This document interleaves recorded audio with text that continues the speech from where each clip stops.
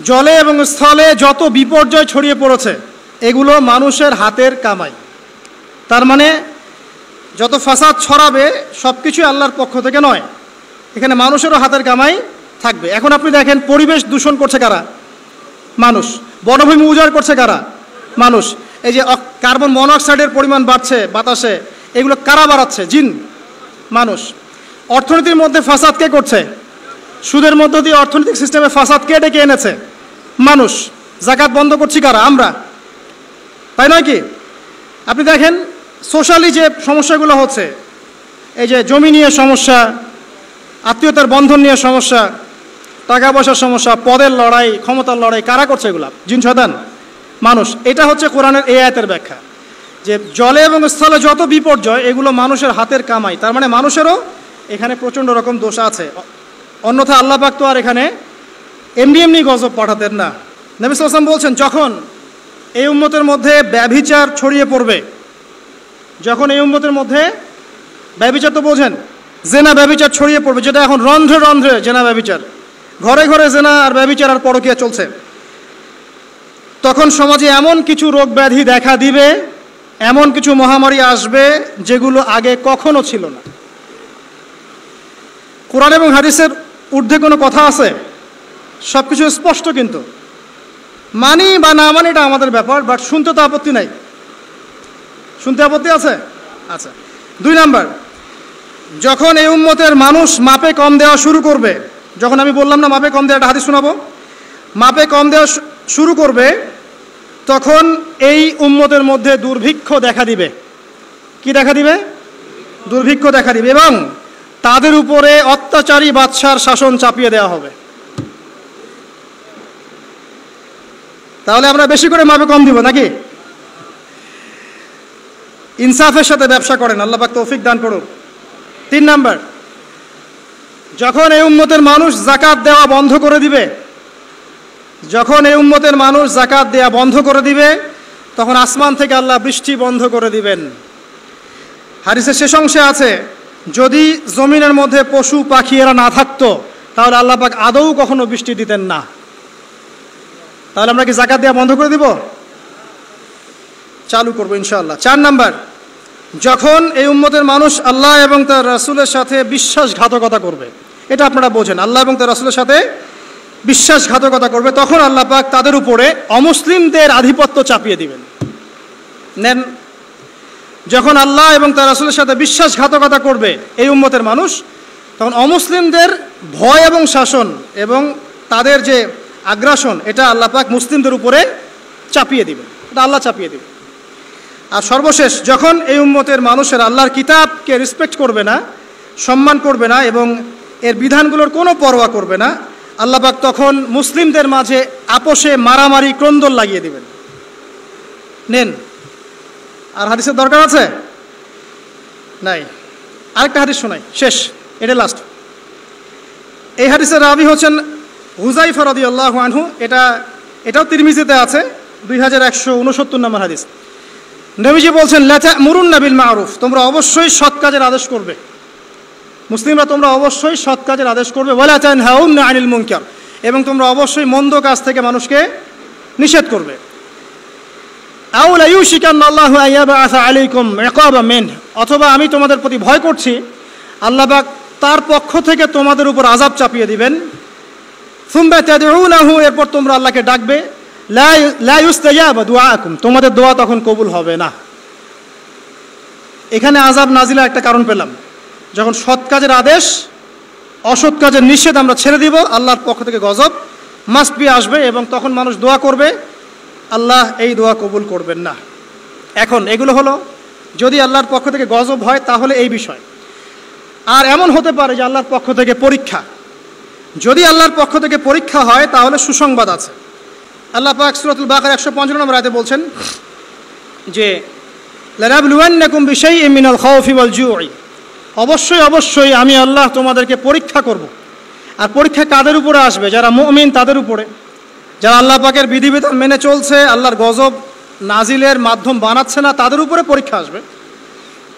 তো আমরা আগে চিন্তা করব যে আমরা এদের কাতারে পড়ি কি না, আর যদি পড়ি তাহলে এই সলিউশন। যদি আল্লাহ পাক আমাদেরকে পরীক্ষা করেন বিপদ দিয়ে, বালা মুসিবত দিয়ে, তাহলে আল্লাহ বলছেন অবশ্যই আমি তোমাদেরকে পরীক্ষা করব মিনাল খাউফি, কিছু ভয় দিয়ে, ওয়াল জুই, এবং ক্ষুধা দিয়ে পরীক্ষা করব, ওয়া নাকসি মিনাল আমওয়ালি ওয়াল আনফুস, তোমাদের নফস জানমালের ক্ষতি দিয়ে পরীক্ষা করব, ওয়াস-সামারাত, এবং ফসল ফলাদির ক্ষতি দিয়ে আমি তোমাদেরকে পরীক্ষা করব, ওয়া বাশশিরিস সাবিরিন, যারা সবর করবে এদের জন্য সুসংবাদ। এরা কারা? যারা বলে ইন্না লিল্লাহ ওয়া ইন্না ইলাইহি রাজিউন, আমরা আল্লাহর জন্য, আমরা আল্লাহর দিকে ফিরে যাব। তাহলে যদি আল্লাহর পক্ষ থেকে পরীক্ষা হয়ে থাকে তাহলে আমরা সবর করব ইনশাআল্লাহ তাআলা। আল্লাহ পাক বলছেন 5টা বিষয় দিয়ে আল্লাহ পাক পরীক্ষা করবেন: জানের ক্ষতি, মালের ক্ষতি, ভয়, ক্ষুধা এবং ফসলের মাধ্যমে। এরপর যারা সবর করবে তাদের জন্য অনেক পুরস্কার আছে।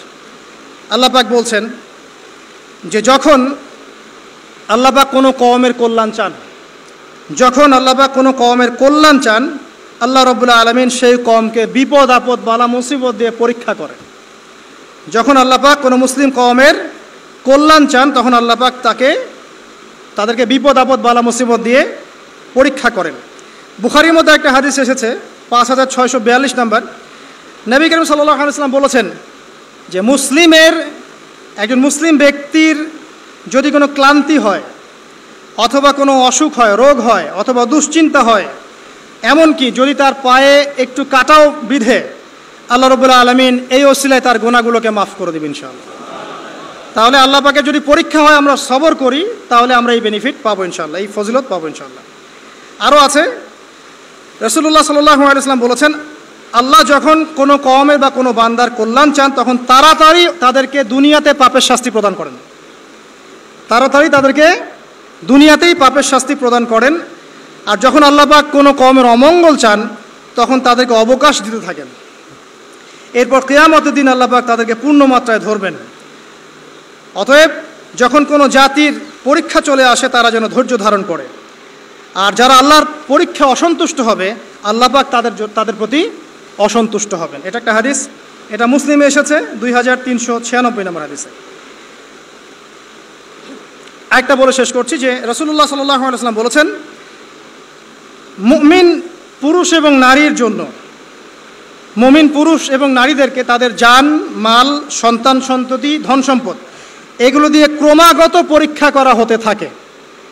এমনকি সে যখন ইন্তেকাল করে তখন নিষ্পাপ হয়ে আল্লাহর সাথে সাক্ষাৎ করে। তো এই পরীক্ষাগুলোর মধ্য দিয়ে আল্লাহ পাক এই গুনাহগুলোকে মাফ করে দেন। তো আমরা আশা করি যে আল্লাহ রাব্বুল আলামিন আমাদের উপরে গজব পাঠাবেন না যদি আমরা আল্লাহ পাকের সাথে শিরিক না করি, আমরা যদি অত্যাচার না করি, জুলুম না করি, ফাসাদ না ছড়াই, মাপে কম না দেই, আমরা যদি আমানতের খেয়ানত না করি, আমরা যদি আল্লাহ এবং তার রাসূলের বিধিবিধানগুলো মেনে চলে, ইনশাআল্লাহ তাআলা আল্লাহ পাক আমাদের উপরে গজব পাঠাবেন না। তখন আমরা পরীক্ষায় পড়তে পারি, আর পরীক্ষায় পড়লে আমরা সবর করব। 2 নম্বর কাজ হলো তওবা করব। তওবা করার ফলে বিপদ আপদ কেটে যাবে ইনশাআল্লাহ তাআলা। আমরা বলবো সবাই আস্তাগফিরুল্লাহাল্লাযী লা ইলাহা ইল্লা হুয়াল হাইয়ুল কাইয়্যুম ওয়া আতুবু ইলাইহি লা হাওলা ওয়ালা কুওয়াতা ইল্লা বিল্লাহিল আলিয়্যিল আযীম। আল্লাহ পাক সূরা জুমারের মধ্যে এটাও বলেছেন 53 নম্বর আয়াতে, ইয়া ইবাদিয়াল্লাযীনা আসরাফু আলা আনফুসিহিম, হে আমার বান্দারা যারা নিজেদের উপর জুলুম করেছো, লা তাকনাতু মির রাহমাতিল্লাহ, তোমরা আল্লাহর রহমত থেকে নিরাশ হয়েও না। ইন্নাল্লাহা ইয়াগফিরু যুনুবা জামিআ, আল্লাহ পাক সমস্ত গুনাহ মাফ করতে পারেন। অতএব তওবা করাটা সবচেয়ে ভালো অপশন। আগে আমরা সবর করব, বিপদ থেকে শিক্ষা নিব, তওবা করব এবং দুর্দশাগ্রস্ত মানুষের পাশে দাঁড়াবো। এখন সমকালীন যে সংকট চলছে এখানে আমরা অনুরোধ করব যাদের সামর্থ্য আছে তারা সবাই যার যার সামর্থ্য অনুযায়ী যেখানে যেখানে আমাদের ভাইরা বন্যার শিকার হয়েছেন বা যে কোনো রকম বিপদ আপদ বালা মুসিবতের শিকার হয়েছেন তাদের পাশে দাঁড়াবেন, খাবার দিয়ে, কাপড় দিয়ে, ওষুধপত্র দিয়ে বিভিন্নভাবে আপনারা তাদেরকে সেবা করবেন, তাদের পাশে দাঁড়াবেন। কারণ আল্লাহ রাব্বুল আলামিন বলেছেন একটা হাদিসের মধ্যে তার রাসূলের মাধ্যমে যে যতক্ষণ পর্যন্ত মুসলিম এক ভাই আরেক ভাইয়ের সাথে থাকে আল্লাহ পাক ততক্ষণ পর্যন্ত তার সাথে থাকেন। এবং কোনো মুসলিম যদি আরেক মুসলিমের একটা উপকার করে, একটা কষ্ট দূর করে দেয়, আল্লাহ পাকও তার দুনিয়া আখিরাতের কষ্ট দূর করে দেবেন ইনশাআল্লাহ। কোনো মুসলিম ভাই যদি অন্য কোনো মুসলিম ভাইয়ের দোষ গোপন রাখে, আল্লাহ পাক কিয়ামতের মাঠে তার দোষগুলোকে গোপন রাখবে ইনশাআল্লাহ তাআলা। অতএব শেষ কথা হচ্ছে, আসুন এই যে কোরআন থেকে আমরা বিভিন্ন জাতির আযাব এবং গজবের হিস্ট্রিগুলো জানলাম, এখান থেকে শিক্ষাগুলো হচ্ছে: 1, আমরা শিরকের পাপ থেকে তওবা করব। 1 নাম্বার, শিরকের পাপে আমরা লিপ্ত হব না ইনশাআল্লাহ। তাহলে আল্লাহ পাক আমাদের আমল নামায় শিরকের পাপ থাকলে যেন মাফ করে দেন এবং বাকি জীবন শিরক মুক্ত আমল করার তৌফিক দান করেন। দিনের মধ্যে বেদাত আছে, এগুলো থেকে আল্লাহ পাক আমাদেরকে বেঁচে থাকার তৌফিক দান করেন, কারণ বেদাতের উপর আল্লাহ পাকের গজব চলে আসে। আল্লাহ পাক আমাদেরকে সুদ থেকে বাঁচিয়ে রাখুন এবং যাকাত প্রদান করার তৌফিক দান করুন, যাতে করে আল্লাহর গজবে আমরা না পড়ি। আল্লাহ পাক আমাদেরকে মাপে কম দেওয়া থেকে বাঁচিয়ে রাখুন, সৎভাবে ব্যবসা করার তৌফিক দান করুন, যাতে করে আমরা আল্লাহর গজব থেকে বেঁচে থাকতে পারি। আল্লাহ পাক আমাদেরকে সমকামিতা, অশ্লীলতা, জেনা, ব্যভিচার, অশ্লীল গান বাজনা, ফাহিশা কাজ থেকে আল্লাহ পাক বিরত রাখুন এবং এর ফলে যে গজবগুলো আসে এগুলো থেকে আল্লাহ পাক আমাদেরকে বাঁচিয়ে রাখুন। আল্লাহ পাক আমাদেরকে বিপদ আপদে সবর করার তৌফিক দান করুন এবং এই ঘটনাগুলো থেকে শিক্ষা নেওয়ার তৌফিক দান করুন। খালেসভাবে আল্লাহর কাছে তওবা করার তৌফিক দান করুন এবং দুর্দশাগ্রস্ত মানুষের পাশে দাঁড়ানোর তৌফিক আল্লাহ পাক দান করুন। আমিন।